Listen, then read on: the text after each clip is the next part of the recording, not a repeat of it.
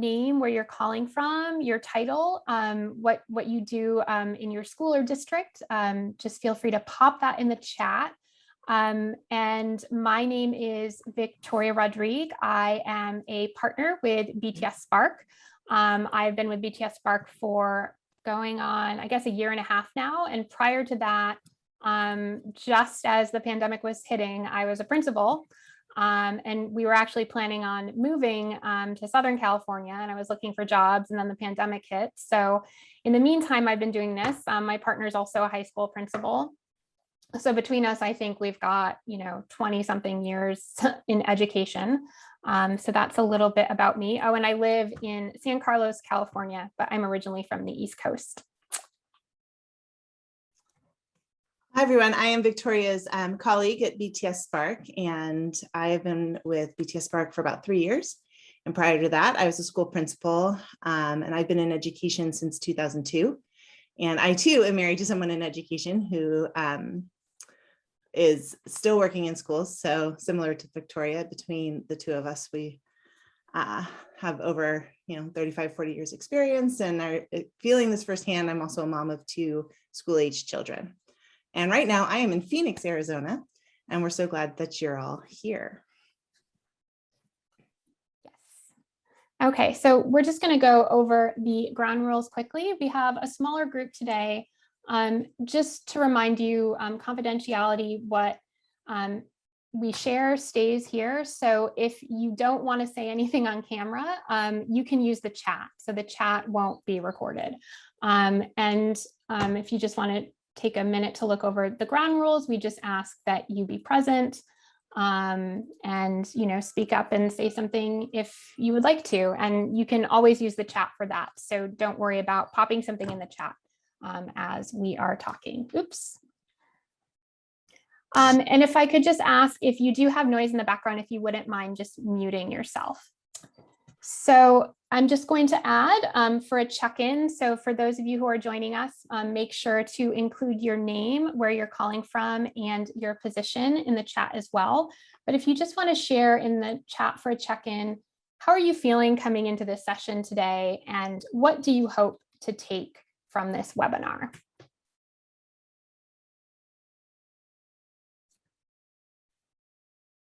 And as you are doing that, I'm going to go over our schedule for today. So full disclosure, what we are presenting you today is a taste of our Burnout program. So we're going to give you one of our models. We'll see how much time that we have to do that. But we're going to start with understanding leadership practices that can lead to burnout. So things that leaders do that can cause their staff to become burnt out. And then we're going to go over a tool that's going to help you with giving feedback. And if we have time, we will go over a communication tool when you're having those feedback conversations so you can help others feel seen and valued. So thank you everyone who's adding in the chat. Scattered but energized. I can definitely relate to that feeling myself. Okay, so as you're adding in the chat, thinking about how you're feeling, I'd like you to think for a moment about burnout. So what do you think causes burnout, or what comes up for you when you hear that term? It's the term that's used a lot. Just to say I'm feeling burnt out usually means I'm feeling overwhelmed, but what do you think of when you hear the term burnout?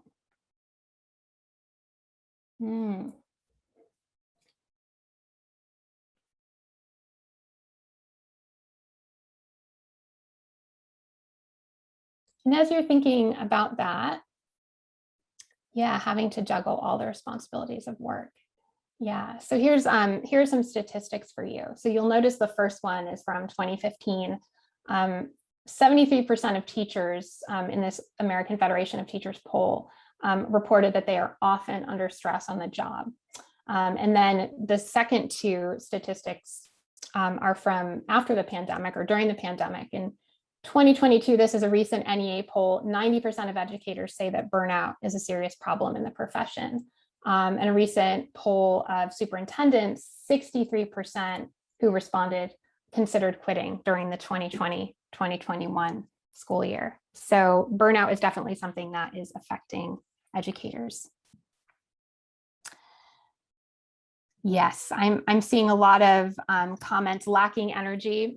So lacking that drive, lacking that motivation, feeling like you don't know what to do, right? Just the sense of overwhelm. So you'll notice that that first statistic I shared with you is from 2015. So this predates the pandemic. We know burnout has been an issue for a while, but the situation has obviously gotten worse during the pandemic. We've piled more onto people's plates. And some of the stresses that were mentioned in the polls that I showed those statistics from were about navigating the pandemic, navigating differing views on how the pandemic should be managed, dealing with parents, dealing with school boards, dealing with, in some cases, death threats, dealing with the politics around education and teachers and what's being taught and the pandemic as well. All of that is contributing to burnout. And in fact, we know from research, including the work of Christina Maslach. So she was the wife, or she is Philip Zimbardo's wife, who did the Stanford prison experiment. So she's not an education researcher, but she's done research with educators on burnout, as well as in other professions like nursing. And we know from her work that there are different factors that can lead to burnout. And the pandemic did exacerbate these factors because it added even more to what we're already doing every day. And while burnout manifests in individuals, it's something that we ourselves experience personally, it actually isn't an individual problem. And this is what Christina Maslach's research really talks about, because what burnout is it's an issue with the social environment at work, and it leads to these symptoms in people, right? It leads to symptoms of exhaustion, cynicism, and low professional efficacy, right? So somebody mentioned that lack of motivation, and that's one of the symptoms that we see with burnout. So think for a moment, how might burnout manifest in your staff? So you're thinking of I asked you about yourself, what you think when you think of burnout. How might you notice that other people are burnt out? What are some things that you might see? If you want to just pop that in the chat.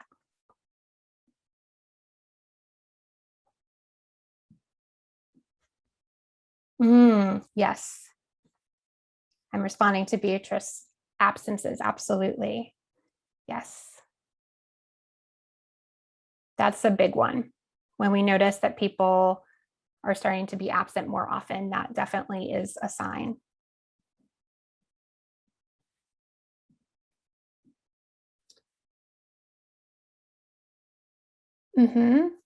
Yeah, so we might notice that workload can suffer, the interpersonal issues we may notice as well. So I have up on the screen here, when we think of how burnout manifests in people, we actually can think of it in three areas, right? So we have the physical symptoms. So some of you are mentioning low energy. There may also be things like headaches, upset stomach, fatigue, and these can lead to absences, right? People feel sick, they're taking the day off, but it actually may be burnout that's causing it. Change in sleep habits, right? So struggling to sleep, having insomnia. Then in terms of mental or psychological impacts, we may notice irritability. That's where this conflict comes in. You might notice more interpersonal conflicts in the workplace, feeling drained, exhausted, unable to cope, cynicism, apathy, just not caring anymore, right? Anxiety. So those are some of the psychological symptoms. And then when it comes to the workload, people just don't feel competent, right? I think somebody had mentioned in the chat, I've been in education so long, I just don't know what to do with this year, right? So we might notice that. You may have trouble starting or completing work. That was a big one for me with my burnout. I used to be able to get so much done in a day, and it got to the point where if I could get my hair washed, that was a win for the day. And then difficulty concentrating. So these are the things that we may notice. So what, if you've noticed these things in your staff, what are some things that maybe you've tried or you've seen others try to address this? What have you tried to do to address it? Because it seems like all of you are noticing things.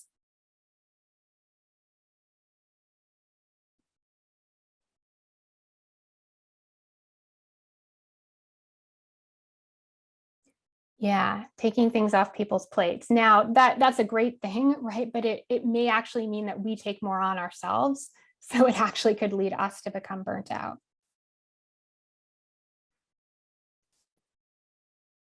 Yeah, these are some good things. Incorporating teacher's voice is actually something really helpful that you can do. When people feel like they have a voice, control is a big thing for burnout. Feeling like you don't have control over a situation is going to lead to burnout.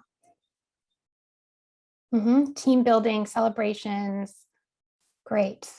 Yeah, so there's lots of different things that you can try to address those issues on the personal level, right? To kind of help individuals. But Tara, it's true, right? That sometimes we need to address the organizational issues that are causing that burnout in the first place.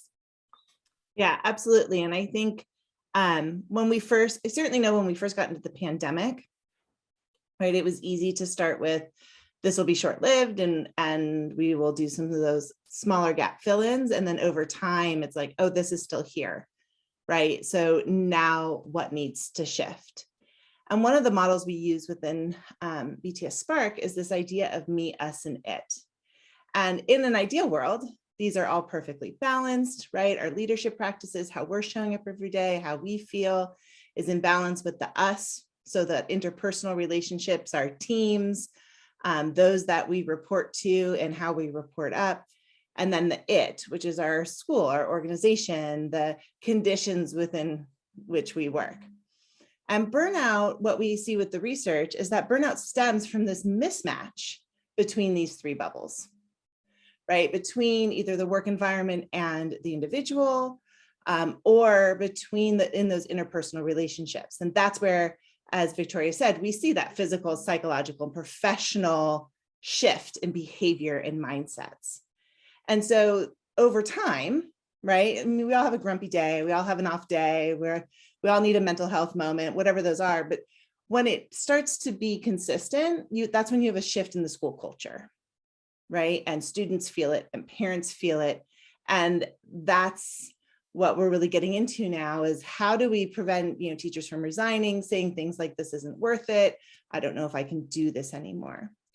And so when we look at the factors that we want to tackle for addressing burnout, it is me factors. So we do want to help people have those self-care practices, right? Are they getting enough sleep? Are they eating delicious food? Are they able to get a break throughout the day? Things like that. It's on them to then eat the food, get the sleep, and do the exercise. But as leaders, we can start to look at that it component and how are we providing those things? Are they taking up on them? What is it that we can do within our own mindset and our own practices to make sure that me, us, and it are all being addressed in this larger context of burnout, while also getting the things done to run our school that need to get done? So if we look at some of the factors that lead into burnout, and in our previous workshop, we talked about these 6 factors from a very personal perspective: workload, control, reward, community, fairness, and values. And we looked at them from the perspective of self, really focusing on that me bubble. And now we're going to broaden that to look at the us and it components of it. And so as you read through this, right, the lens here is, are we doing things as leaders, making decisions as leaders, inadvertently, right? I don't think any of us are purposely trying to contribute to burnout, that are causing burnout in the people that we're leading.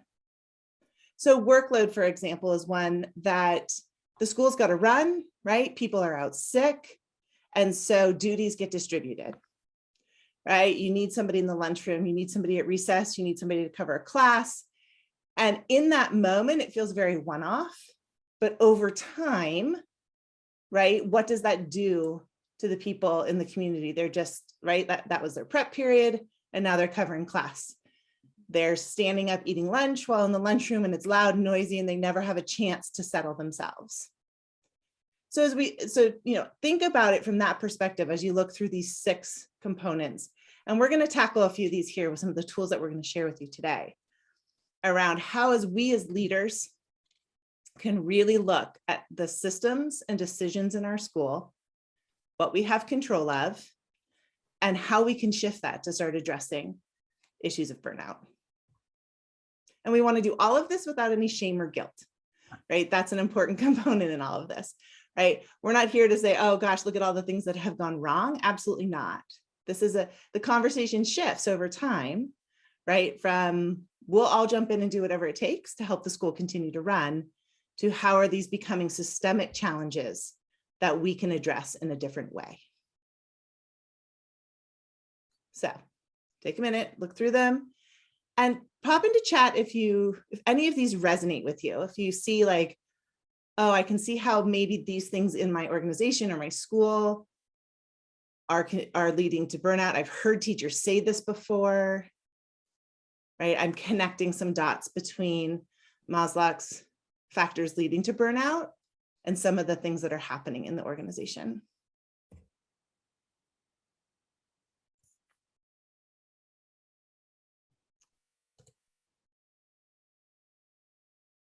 And, unlike Victoria, I left schools before the pandemic hit, like right before. And I would say looking at this list now, I can see that there were things that even before stuff was happening, systems in our school that I would look at, which is why I think I defaulted to the one of like, hey, could you step in and cover that teacher's class? I asked that so many times, like, because something would come up really, really last minute and I didn't have time to go get a sub. I didn't, it was like, what am I going to do with these 20 kids right now? And I had an amazing team and they stepped up. But what happens when that becomes the habit over time? And then is that on me as a leader to look back and be like, I need to do something different? So that becomes an exception rather than the rule. Right. So if we look at moving from burnout to engagement, I think that's our next one, right, Victoria? So we just had these specific main contributors of educator burnout. So those 6 factors we shared with you, the research around burnout started in the 1970s, and it was looking specifically at these helping professions, educators, nurses, police officers, social workers. So those factors come out of all of that research. But if we look specifically at what educators say are issues related to those factors, we have workload, right? Too much to do, not enough time, like changing responsibilities. That's a big one during the pandemic. I'm asking you to do this today. And then another thing, like trying to get a sense of what is actually my job. And then the environment is a big one. So overstimulation, especially if you're combining classes, right? Teachers having to deal with a lot of noise, maybe they don't have adequate resources, tedium, so having to do a lot of documentation and paperwork, student behavior, interpersonal conflict among staff. That's something that actually a number of you mentioned in the comments. And then the administration can be a contributor when they're ineffective, antagonistic, and micromanaging. And I think sometimes, we do work on this as well. It's not intentional, right? Maybe we're coming across that way, but it's important to have that feedback and to know how we're being perceived. And then community relations is another big one that educators have mentioned. Okay.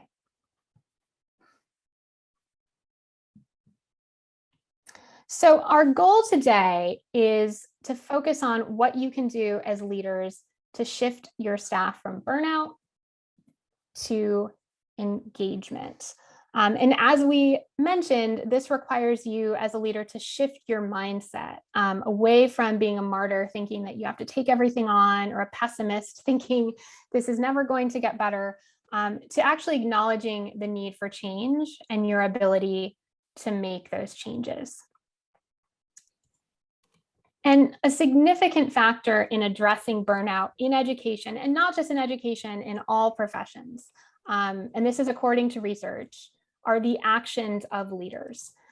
Because leaders do play a significant role in creating positive work environments, creating that positive culture that can have a major impact on how employees respond to working conditions, right? So there are some things that really are outside of your control. You can't control the weather, right? It was a really bad drive into work today. You can't control the pandemic, but you can, to a certain extent, control the environment. And you can create working conditions in which people feel supported, where they feel professionally rewarded, and this helps to avoid burnout. Conversely, leaders who function as administrative managers who take no responsibility for the climate at all, and all of the things that you're mentioning today, you're putting a lot of effort into building that positive climate and culture. When leaders don't do that, that only makes the situation worse, right? So today we're going to be focusing on leadership behaviors that can prevent burnout from occurring and also mitigate some of the factors that are causing employees to feel burnt out. Oops, there we go. So some of the research, and this comes from Lashinger's, this particular article was actually about nursing, but it applies across all of these professions, as I mentioned. And he pulled out these 5 leader empowering behaviors that can help mitigate the impact of burnout, right? So when employees feel that their work has purpose, when they feel it has meaning, it increases their sense of self-worth. They feel good about themselves, and then they feel like they want to put in more effort, right? If you're just completing tasks or entering data into spreadsheets and you don't feel like there's any reward there, then it's going to contribute to burnout. When somebody mentioned teacher voice, right? So leaders who seek employee input in decision-making, this connects to this idea of control. It connects to fairness and also community, right? So we have more of a collaborative culture. Helping others to fully utilize their talents is a big one, right? So that connects back to this idea of reward, also fairness, and also community, where everybody can share their talents with others. And feedback is important. This is often overlooked, but feedback actually helps others to grow and to feel rewarded to their work. And again, that connects to this piece of reward. My partner is a principal. He said he's never been evaluated, right? So actually he doesn't know.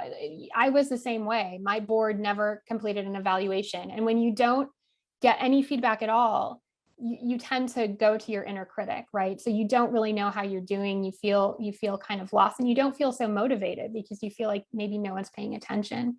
And then finally, avoiding micromanaging and allowing people to use independent judgment is important. I have worked in schools where teachers are treated like children, right? And they don't respond well to that at all.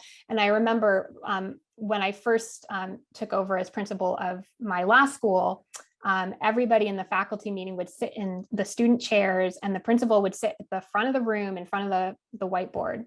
And so I moved it so that we moved all the chairs around a table and we just sat, like equals. It was just so odd to me that, I'm younger than most of these people and I'm standing in front of the room and treating them as children.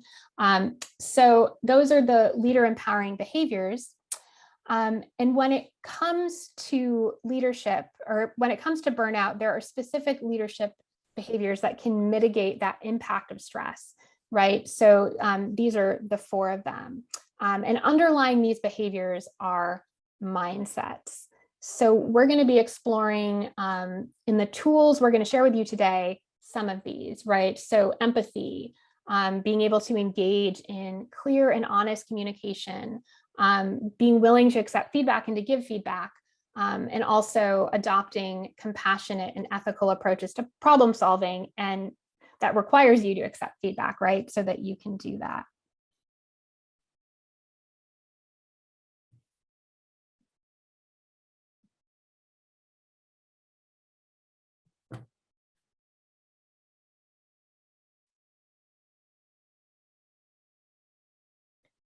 So feedback isn't micromanagement, and a lack of feedback isn't the same thing as autonomy.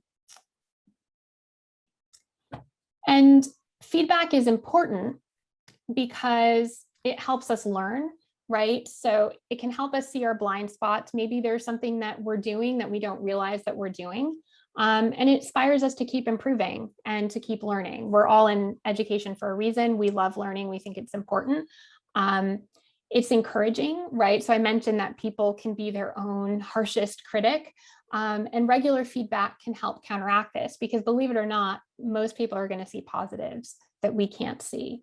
And finally, it builds trust, right? It motivates us, and it is directly linked to greater engagement and improved performance. So we have this tool that we teach at BTS called WWW-EBI, and it stands for What Went Well, Even Better If. And this is a structure that we use for a general feedback conversation. And the reason that it works so well is because it starts with a positive. So we would give 3 positives for every negative that we're giving.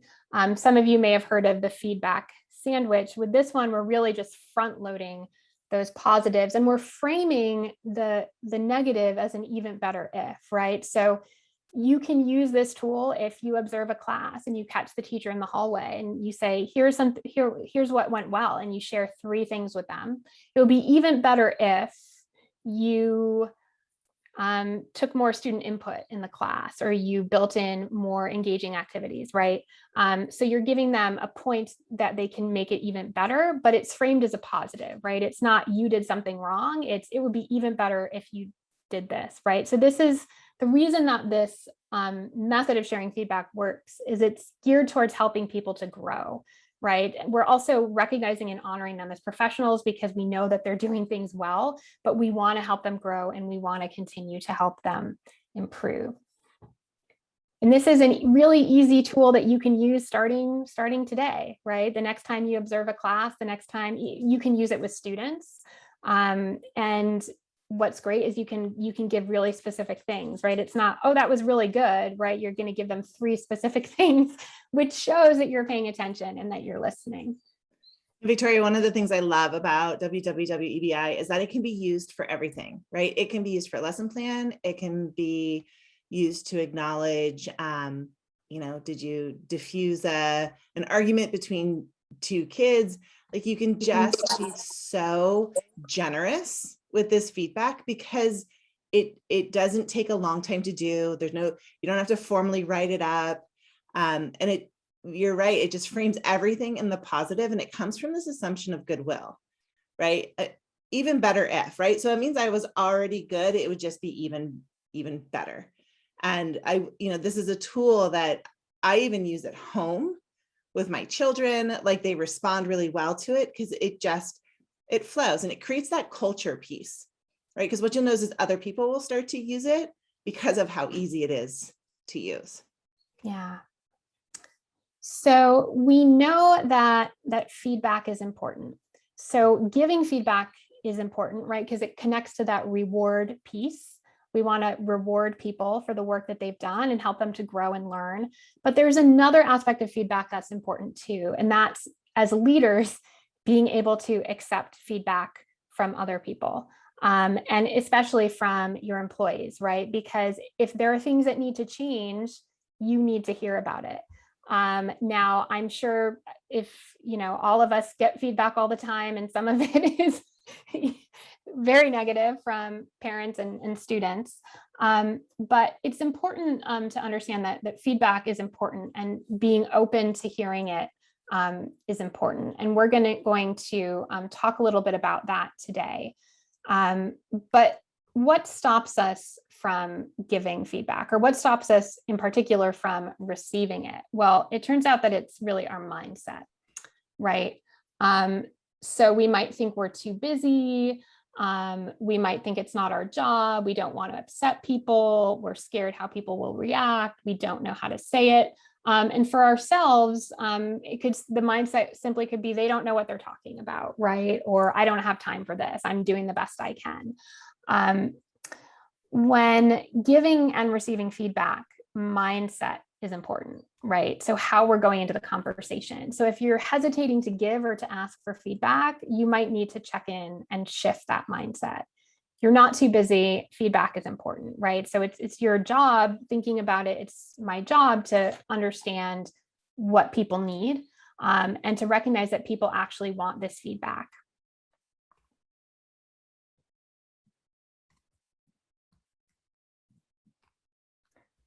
So sometimes feedback isn't easy to hear. And if you think for a moment, when was the last time you heard some feedback that was really unpleasant, that was really difficult to hear? You probably went through a similar process. So when receiving feedback, most people get stuck on one of these three stages, right? So denial, exploration, or integration. And this is where mindset comes in. So if you think in any feedback that you receive that maybe there's 2% of it that's true, right? 2% of any feedback is true, even if it's painful and upsetting. Rather than viewing it as a personal attack, you can view it as a learning opportunity. So let's get into this a bit more. So this is something that you can use to coach others. If you have to give someone else really difficult feedback, you can use this process, but you can also use it for yourself with difficult feedback that you've received. So the first step is to think about how you feel about this feedback, right? What specifically are you reacting to in that feedback? So if you can bring up, think about a moment where you had feedback recently. Think about what are the feelings, what are the emotions that come from you, and what specifically are you reacting to? Why does it bother you? And then think about, what do you think is unfair about this feedback, right? So you're recognizing that you're having an emotional reaction to it, and you're honoring that. And that's how you get past the denial stage, right? So now you're going to move into exploration and think about, what is the 2% of truth in this feedback? And if you connect with your feedback mindset, what is helpful for you to learn here? And what is the insight for you? So maybe the insight could be something about yourself that you didn't realize, some, energy that you were putting across that you didn't recognize, maybe something that you didn't know about the other person. They were having a personal issue, and what you were asking them to do maybe was interfering with that, right? So what is the insight that you're getting from it? And then the final step is to think about how you could incorporate this feedback to serve you. So what is it about you that you need to take on board? What is it about you that you need to think about? And what would you do differently in the future? So what do you think, Tara? Do we have time for a breakout room session, or how do people feel about breakout rooms? Maybe I'll start with that.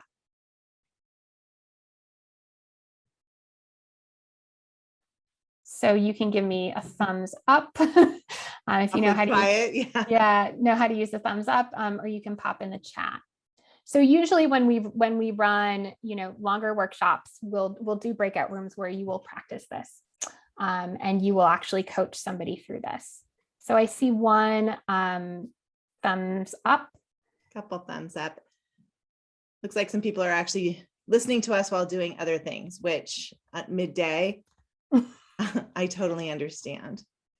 So I would say they have some of the questions on here. We'll send you a recording of this so you can go back and practice this, hopefully with a trusted colleague, right?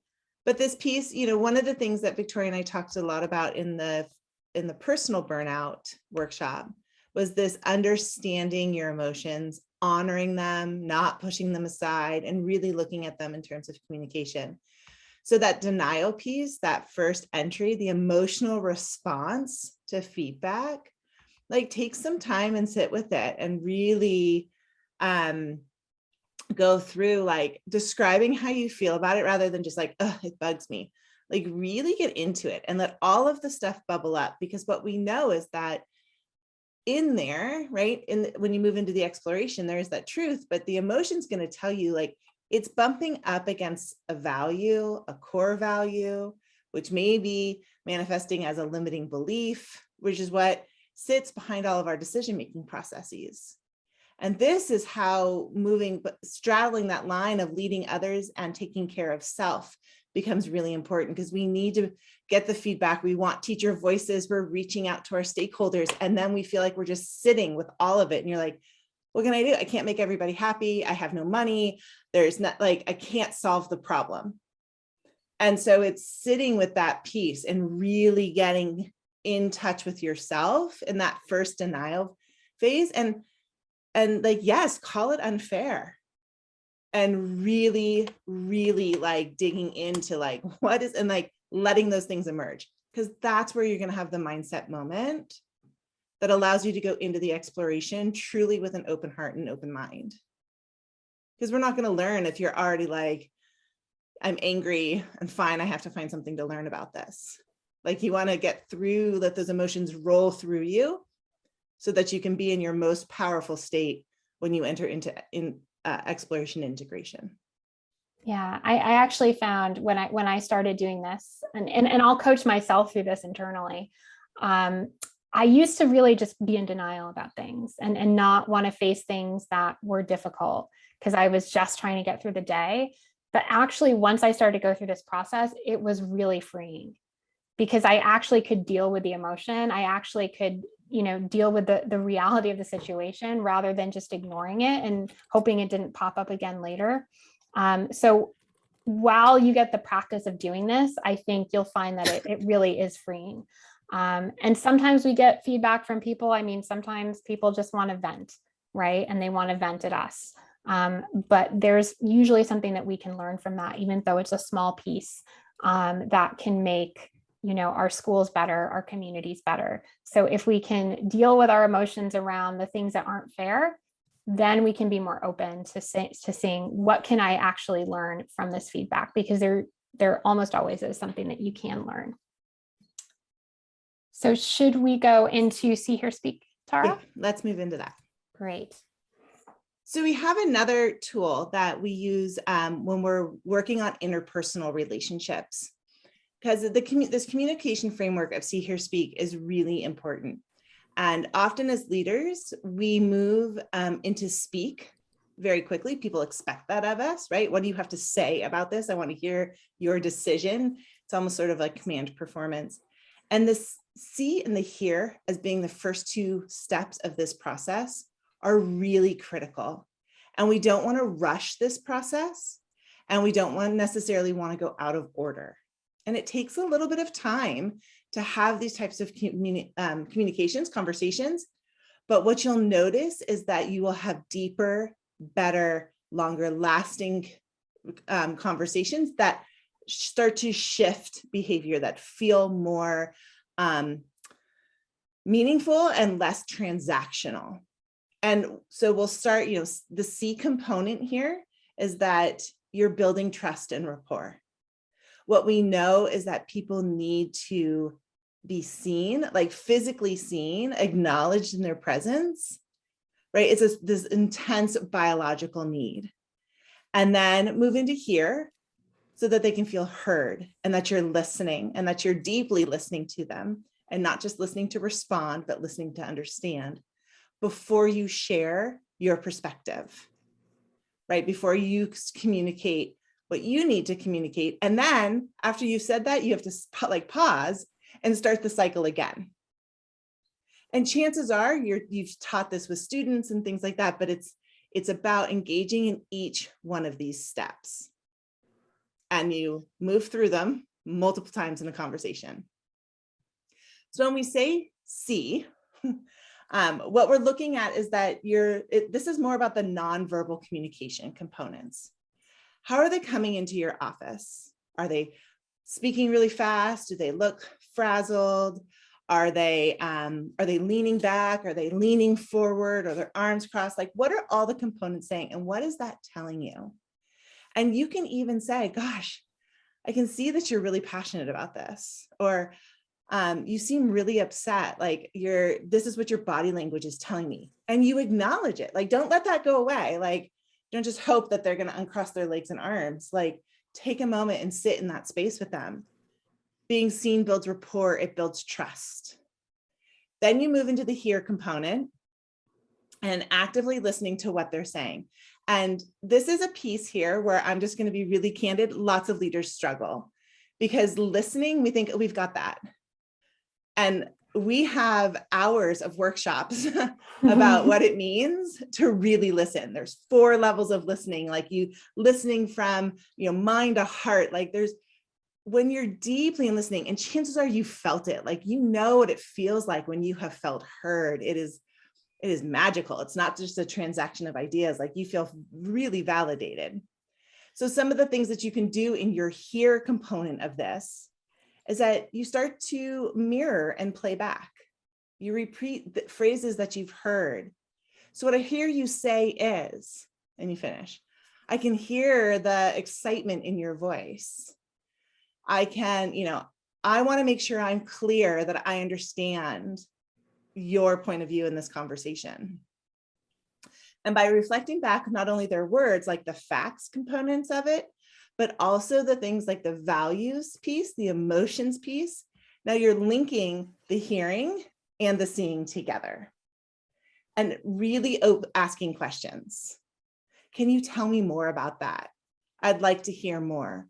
What else is on your mind? And holding the space for them to just get it all out. Because sometimes, and I'm sure this has happened to you, what they initially come in with is not really the problem. And so you end up solving the wrong problem because they come in with a surface level one, and there's really something deeper that needs attention that we can start to uncover.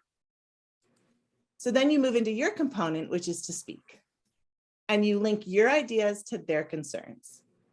And the goal here is to be really concise. Give facts. And you want to withhold as much as you can your opinions and judgments. Now, if you are going to say them, you'll say, in my opinion, or this is how I see this, from my perspective. So they know the difference between when you're stating a declarative fact versus when you're giving your opinion on something. And that goes to this real transparency and communication. So they know which pieces they can sort of like anchor to and which pieces they're just getting some of your opinion on. And then after you deliver your message, you want to move back into C. And you need to decide this, be concise. If there are multiple things on your agenda that need to be addressed, or they brought up multiple points, address one, go through the see, hear, speak, see how it's landed, then move on to the other. So that way you're getting through this information with them rather than like, you told me 5 things and I'm going to tell you 5 solutions. And by the end of it, everybody feels a little muddied and it's a little overwhelming. And if just one of those doesn't go well, the feeling is, I wasn't heard. You may have heard them on 4 out of their 5 points, but they leave the meeting with you feeling, I wasn't heard. They don't understand. They don't care, or whatever the self-talk starts to pull into their head. And all of that time you've invested where and maybe you're thinking, gosh, that was great, right? We've resolved the issue. Everybody's feeling good, has just been undone. So see, hear, speak is this really powerful protocol, simple, but powerful, that gets you to plan and slow down your conversations. And if you haven't done this in a while, if maybe you're thinking, oh gosh, I learned this a long time ago, or I don't know what that looks like, it's a great way to start role playing and practicing, because playback and mirroring body language and words when you first start to do it can feel really strange. It can feel it's taking a long time, or it feels a little stilted, or you're not, do you play back everything, right? Or just the core pieces? I don't want to interrupt. So all of these other things can come up. So if you, by practicing and role playing this, you'll get through that awkwardness. So don't let that be a stumbling block for you. It is easy, usually picture books. Yeah. Oh, somebody's ordering some books. And this can be used with students too. And it's actually when you, as Tara was saying, it can seem a little awkward, but when you try this, it can be magical. Like you'll notice that people will open up to you. And you realize that when you go through this See, Hear, Speak, you realize how rare it is that we actually listen to people, that we actually hear what they're saying. A lot of the time when we're having conversations, when somebody else is speaking, we're thinking about what we're going to say next, right? Think about it. I find myself all the time in conversations and I realize, oh, I just missed something that they just said, right? And then it's embarrassing because you're just nodding or you have to ask them, I'm sorry, I missed that. But when you really show and you really put that focus in, people will start to open up, and it can be very disarming. I was a dean of students, and I was quite young when I was a dean, and I was dealing with parents in a very wealthy area who were really intense. And they would come into my office and they just want to complain. And there was really nothing that I could do to argue with them because these parents had done all the research. You know, they knew what their kids needed to do to get into Harvard. They knew best, right? So I wasn't going to win any argument. So what I tried is I just let them talk, and I just acknowledged, and I just kind of noticed, and it was really shocking. I had one experience where a parent came in really, really angry, and I just let him speak. And he kind of got to the end, and I acknowledged it, and he didn't really know what to do. It ended up just being like a really productive conversation, and we ended up coming up with a solution. But what was shocking to me is he was coming into the conversation thinking he was coming into a fight, assuming I wasn't going to listen to him, right? Here's just some administrator. And when I actually took the time to go through the see and the hear before speaking, he opened up, and it was like a completely different, it was a real conversation. So I just, encourage you to try this, model this in your school, because as you start to model this, it can become part of the culture, and it can just become, this is how we communicate with people. This is how we build psychological safety. And you'll notice things about people's speaking preferences, right? Their body language. It also helps us get to know people better. Have you know how sometimes you can't tell from someone's expression whether they're upset or not? Sometimes our expressions are really individual. You start to notice and pick up on those little things, so you can notice issues, and you can address them, or even just to check in and ask somebody how they're doing, right? And actually take the time to listen. My first year out of college, I went to Vienna, Austria on a Fulbright. And I remember when we did our orientation, they warned us that in Austria, when somebody asks you how you are, it's a serious question. So if you ask somebody how they are, they're going to share with you. And they warned us because they said in the US, it's superficial. People just say good. They don't want to hear anything else. If somebody asks you, they're expecting you to reply honestly. So if you're having a bad day, they're expecting to hear it. And it was really bizarre at first, right? Because people would share things that I would never hear shared, in the US, but actually it created this sense of closeness. Like you really do feel heard when somebody asks, how are you? And they listen, and it, immediately you trust the person. And when imagine you're first meeting someone and they ask you how you are and they really listen to you, it really does change how you relate. Victoria, that's a good point. One of the other things and I know we're coming close to time here, we're all in positions where we're leading others, but we also we have somebody that we report to, right? So the see, hear, speak component of this can also be used when you are managing up, for lack of a better word, right? So looking at what their body language, or advocating for what you need, right? You engaging in active listening about what they're saying, getting clarity on, so here's what, here's the piece of feedback you've given to me, here's what I think you're saying, right? Being able to paraphrase back before you go into the speak component.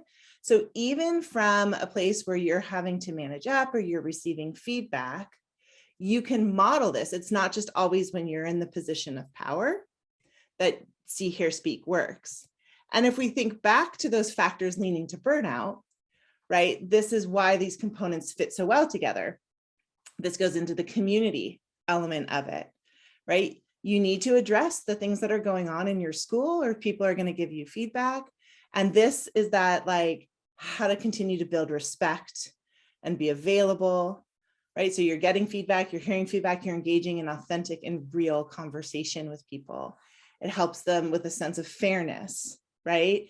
You can back people, you can get to the root of the problem. It doesn't look like you're just having to put out fires on the fly, which you do, right? That's leadership. But this is that sort of deeper element around making sure that people know that you're there for them in this really authentic way. It continues to align with values, right? We all are in school because we're sort of in the business of people rather than just transactional situations. It gives people a sense of control when they're being heard, in a deep way. So when we look at those different components of it, the simple tool of WWWEBI and planning for enough time in your conversations for see, hear, speak can go a long way in starting to address the emotional components of people's needs. And one other piece around see, hear, speak, and I could talk about this forever because I love it. It's one of our, I think one of our most powerful protocols. You might have to have multiple conversations. And that's something that we don't often do, right? Because we're like, oh, thank goodness I got 20 minutes on your calendar. I may never get this again. Versus it seems like we're not, if you can't get through see and hear, you're not ready to speak. And so to say, I want to give you more time so that I can really understand what's going on, right? Allows you then to honor their needs and put another time on the calendar rather than well, we only have a few minutes left, so let's just try to get to a solution really quickly. And it does shift the way that we can communicate in schools.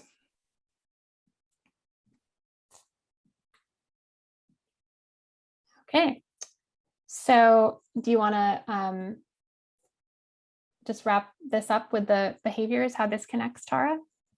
Yeah, so I think this is part of what I was saying. So sorry, I'm getting in front of the slide, no right?